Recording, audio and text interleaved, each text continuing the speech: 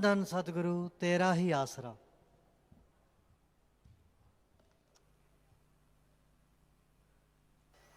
सत्संग में इंसान जितनी बार आता है उतने ही उसके पाप कर्म कटते चले जाते हैं। नगदो नगद सुमरन का फल मिलता है। अगर दृढ़ यकीन है, अगर 100% अमल करता है तो इस जहान में भी खुशियां मिलती हैं। यकीन नहीं करता, सुनता है सिर्फ, मानता नहीं, फिर भी खाली नहीं जाता। आत्मा के खाते में कुछ ना कुछ जमा जरूर हो जाता है।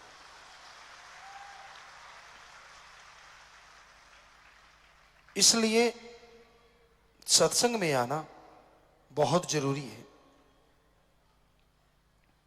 पता नहीं कब इंसान अमल करने लग जाए और उसके पाप कर्म धुलते चले जाएं। पता नहीं कौन सा शब्द उसकी जिंदगी का रास्ता बदल दे और वो परमानंद की प्राप्ति कर ले। क्योंकि फकीर अपनी बनाई बात नहीं कहते, वो तो उस भगवान परमपिता परमात्मा की बात को आगे सबके सामने रखते हैं, शेयर करते हैं। तो जरूरी है सत्संग सुनो और अमल करो। गधा पचीसी होती है, वो सत्संग कम सुनते हैं, पछंडे ज्यादा मारते हैं। लेकिन ऐसे लोग ज्यादा देर पछंडे नहीं मारते। उन्हें जो मिलना चाहिए उससे खाली रह जाते हैं। सत्संग में आना तो तन मन स्थिर करके उस रूह से जो सबके अंदर विराजमान है, अपने मालिक की, अपने परमात्मा की चर्चा सुनना है। इसलिए सत्संग में आओ तो अपना ध्यान, अपना ख्याल भगवान में रखो, परमपिता परमात्मा में लगाओ, ताकि फल बेइंतहा आपको मिल जाए। आप रोजाना सुनते हैं सत्संग में जब लोगों के पत्र पढ़े जाते हैं और उन पत्र में वो बताते हैं कि कैसे कैंसर उड़ गया, कैसे भयानक बीमारियां उड़ गई, कैसे जिंदगी में सफलता मिली, कैसे वो सफलता के घोड़े पे सवार होके कभी साइकिल पे नहीं चढ़ते थे, आज हवा में उड़ार हो गए।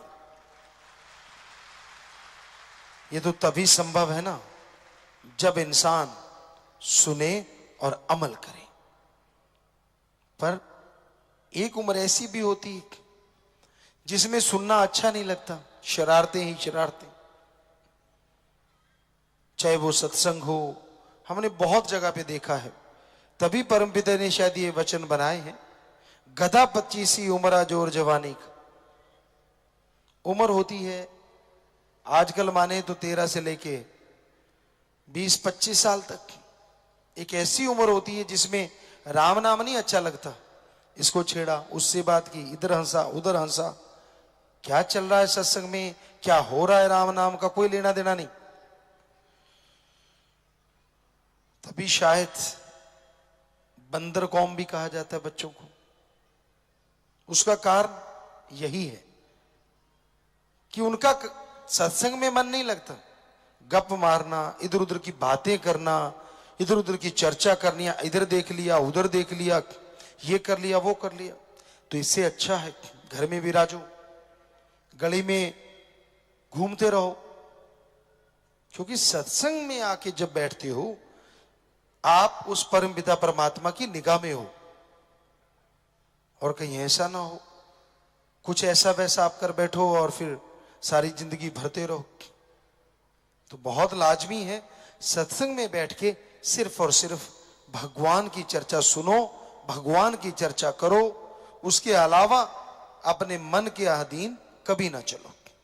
क्योंकि जो मन के अधीन चलते हैं वो मन के गुलाम हो जाते हैं और दुखी रहते हैं।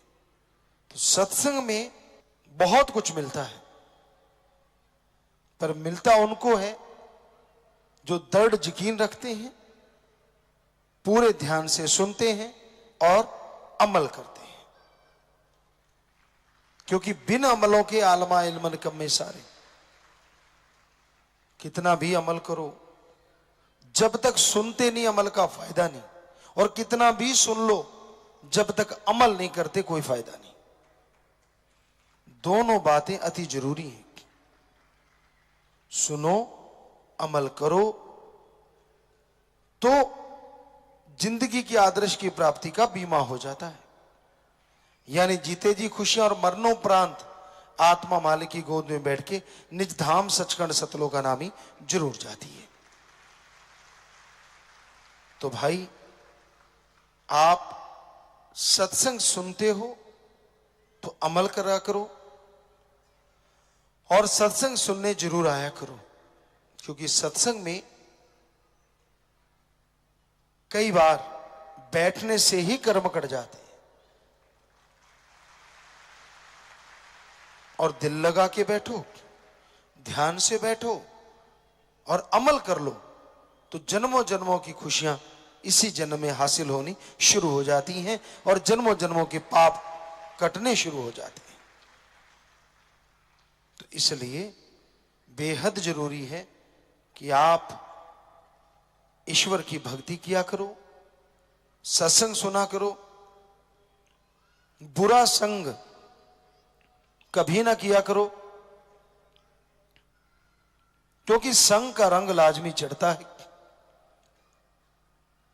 सारा दिन गप मारना, सारा दिन झूठ बोलना,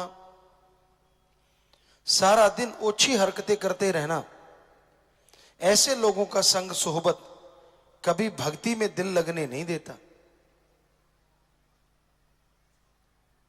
तो हमेशा याद रखो, संग ऐसे लोगों का ही करो जो मालिक से जोड़ने का काम करें।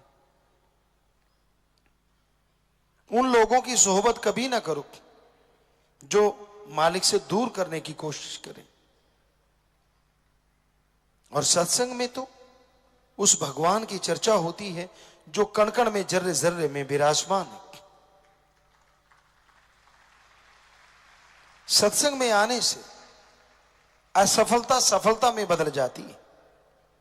सत्संग में आने से, दिल लगा के सुनने से और अमल करने से हारी बाजी लोग जीत जाया करते हैं।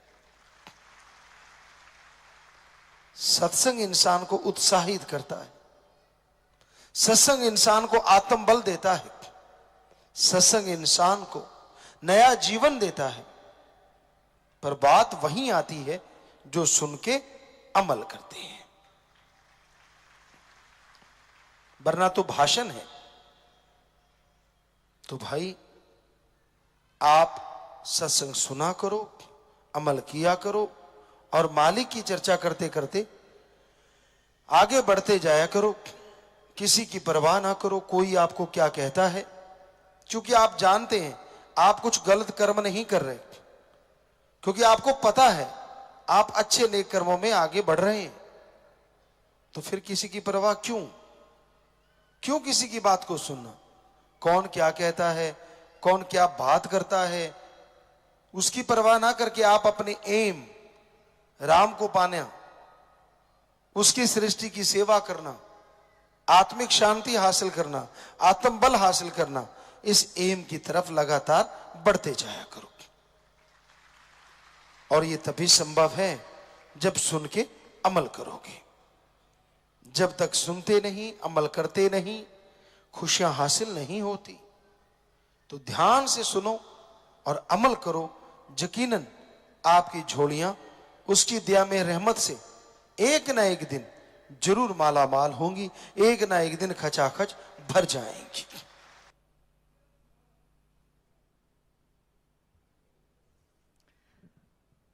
धन धन सतगुरु तेरा ही आसरा।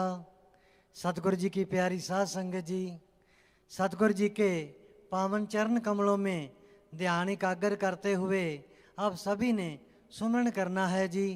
जिन्होंने नाम शब्द गुरमंत्र नहीं ले रखा, वो सर्वधर्म का जो साझा नारा है, धन धन सतगुरु तेरा ही आसरा, उसका जाप कर सकते हैं। लेकिन उससे पहले यह अरदास प्रार्थना सभी ने मिलकर बोलनी है जी। धन धन सतगुरु तेरा ही आसरा। हे परम पिता सतगुरु परमात्मा, आप हमारे गुरु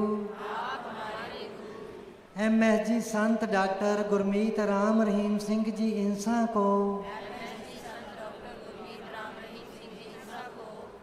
जल्दी से जल्दी परमानेंट हमारे बीच ले आए जी। हे MS जी गुरु जी, आप जी परमानेंट हमारे सामने पधारो जी।